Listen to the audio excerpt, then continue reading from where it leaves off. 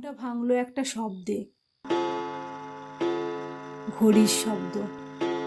ঢং ঢং ঢং করে 12টা বাজলো। মিঠে অথচ বেশ জোর আওয়াজ, জাত ঘড়ির আওয়াজ, আর সেটা আসছে বাইরের বারান্দা থেকে।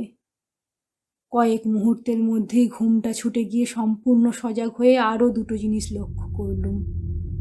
এক, আমি আরাম কেদারায় সত্যিই খুব আরামে শুয়ে আছি।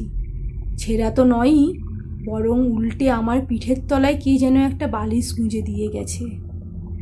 আর দুই, আমার মাথার উপর একটি চমৎকার ঝালর সমেত আস্ত নতুন টানা পাখা, তা থেকে একটি নতুন দড়ি দেওয়ালের ফুটো দিয়ে বারান্দায় চলে গেছে, এবং কে জানি সে দড়িতে টান দিয়ে পাখাটি দুলিয়ে আমায় চমৎকার বাতাস করছে।